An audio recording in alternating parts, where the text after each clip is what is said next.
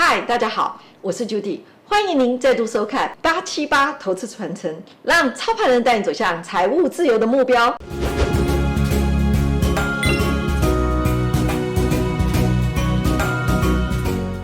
好，那我们现在技术面的分析呢，我们要跟大家相较于以前来讲，我们会分析的更详细一点，就是说有标股的买法，还有标股的卖法。好，那我们首先看一下哈，就是说，首先我们要找一个标股的第一个步骤，我们要先知道是关键位置，为什么呢？关键位置出来以后，才能可以打关键 K 棒，我们才可以找出买卖点嘛哈。所以关键位置有哪三个地方呢？第一个就是多方不断创新高的部分，那第二个呢，就是说，如果有一只股票它从跌势变成涨势的话，那什么地方是它的关键位置呢？当然就是末跌高跟波段高的地方了。那有一些股票它跌比较深，比如说它下跌 N 加 N， 它一样的就是说它的关键位置就在什么末跌高跟波段高。那有很多投资朋友就会问我说，它为什么不能在这个反弹的三高这个地方把它认为关键位置呢？因为通常这个位置还没有过1/2，它容易怎么样？下跌 N 型再扩大，所以在我们波动力学，它的末跌高的位置是相对比较高，也就是说在 B 波反弹就是2高这个位置，这个很重要，就是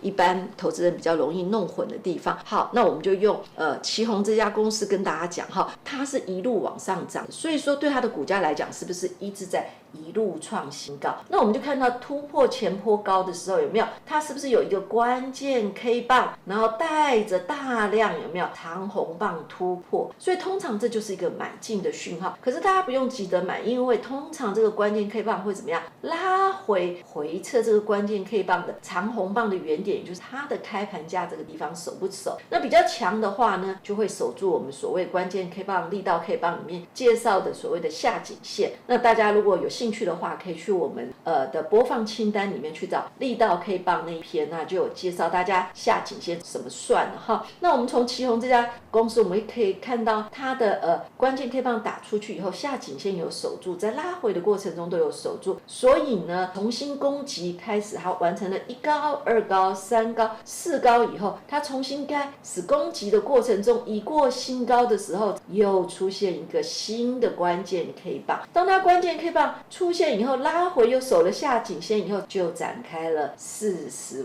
度的攻击了。所以大家就可以知道关键 K 棒的厉害的地方了哈。那在这个地方要跟大家介绍一下，就是说很多人投资人都会误会，就是我们骗子一上片以后，他们就立刻把它当成像名牌一样，所以他有时候说，哎呦 Judy， 怎么你推这个骗子的时候啊，你录制的时候是涨得好好的，可是你推出骗子的时候它就下跌，我该怎么办呢？那我跟各位投资人讲，不用着急，只要你学会 N 型理论，定位好，你就不会慌乱了。因为我们878投资传承呢，我们这整个团队选股到上片的时候约有1季时间的落差，那我们所要传达的一个是长期正确的投资选股逻辑。就像我前面跟你介绍啦，我们什么时候是一个买进点，就是关键 K 棒打出去以后拉回有手支撑，就是我们认为的一个买进点，而且那时候还要配合拉回手支撑的时候什么要量缩。那股价自有它循环的周期，那像 Judy 本身自己也不知道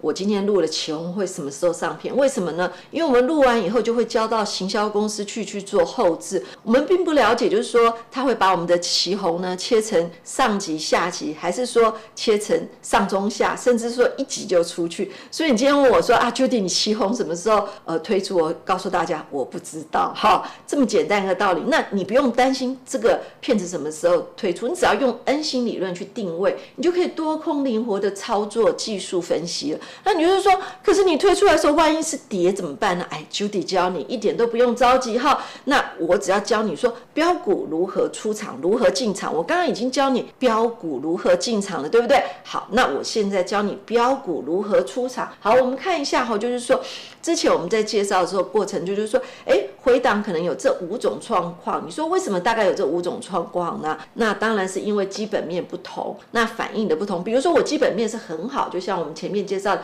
电动车啊，或 AI， 甚至现在的散热或是重电业。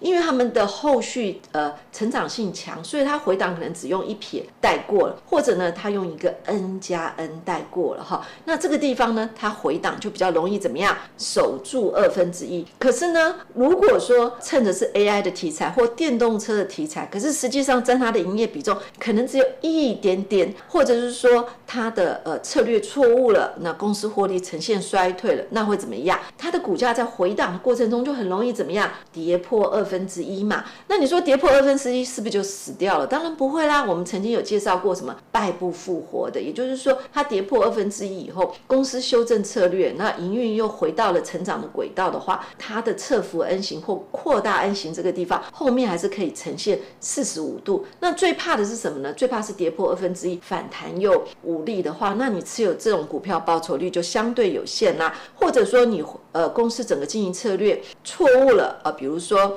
我们后面会介绍的公司，你被竞争对手打败了，或者说这个时代呢产业太旧换新，你没有跟上的话，那你的获利就会往下走，那自然而然你的整个趋势就会成为 N 上 N 下。所以不管我们的旗红片子在什么时候推出，你只要掌握它 N 型所在的位置，你就知道怎么做了。好，我们来看一下标股怎么出呢？比如说我们用一档股票智邦来讲，好，你看智邦它就是 5G 概念股，我们有发现就是说，当它打出关键 K 棒之后，回档都有去测什么它的关键 K 棒。你说，如果像前面这个地方回档，它跌破了它的关键 K 棒，它就会呈现一个盘涨。盘涨的话，就是说它虽然会涨，可是它的涨势呢就会突破前高以后，就是不会45度的涨，就是说它就是这边上上下下的哈，有没有看？好，那这是第一个关键 K 棒，就是它拉回跌破的这个红棒的原点。好，那我们再来看第二个关键 K 棒这个地方，它就相对比较成功。它这个地方呢，它打出了红棒，拉回是不是守住了下颈线？好，所以它这个地方上去的速度就会比较陡，呈现盘涨的格局。那可是这个地方呢，就确定一定是45度上涨了。为什么？你可以看到它很干脆利落的，有没有？过了以后就直接往上走了哈。那我们要挑的就是这种45度的强轧空的股票呢，相对起来它的利润会比较丰硕。那像这种股票呢，因为它的基本面强，所以它回档看似一撇，可是如果你用周线或日线上去看的话，大概一个 N 哈，所以你可以发现它攻击的时间长，可是回档的时间短。那我们要选的股票就是这一类的股票。第一个，你在关键 K 棒介入的时候，你可以在它拉回量缩的时候，守支撑的时候去买它，或者等它一个波段走完的时候，回档的过程的时候，一直到量缩。那很多投资人就很喜欢这样，而涨的时候不敢买，回档一点点的时候他就下去买，结果我就怎么样套牢在这个地方，然后就问 Judy 说怎么办？那我这边要讲就是说，比如说我们的旗红一路往上走，那当它回档的过程中，如果我们在骗子推出来的时候，它回档，你不要着急，也不用急着买，你只要看它这一个波段这个最接近的这个波段拉回的时候有没有守1/2？以我们的智邦来讲的话，它是不是拉回守了1/2？所以它在攻击的时候怎么样？过了末跌高，过了波段高的时候，一定会出现什么关键 K 棒嘛？那拉回在守支撑的时候，你就可以把你的平均成本怎么样建在低档，自然而然你就可以享受到45度攻击的利润了。好，这个是回档一撇的。那你说回档一个 N 的呢？我们来介绍这只个股，你看星象，它是不是很明显的就是回档一个 N， 对不对？没错吧？然后它在往上走的过程中呢，通常起涨 N 型比较容易是什么？盘整的阶段，接下去侧幅 N 型的时候比较容易呈现45度的攻击，所以在它真正突破的时候会出现一个什么关键 K 棒。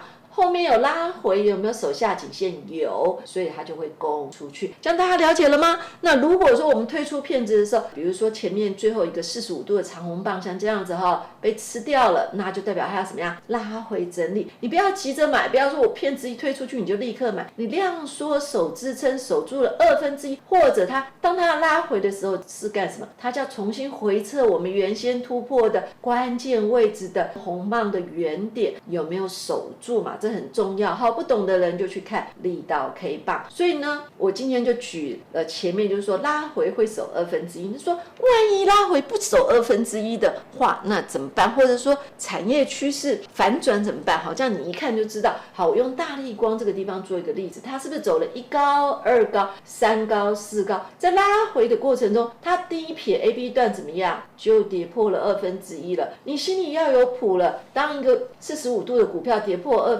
1/2的时候反弹，你就要做一个逢高卖出的动作，除非怎么样？除非它过高呈现45度，也就是再打出一个关键 K 棒，它才能败部复活，不然它就是要呈现一个整理。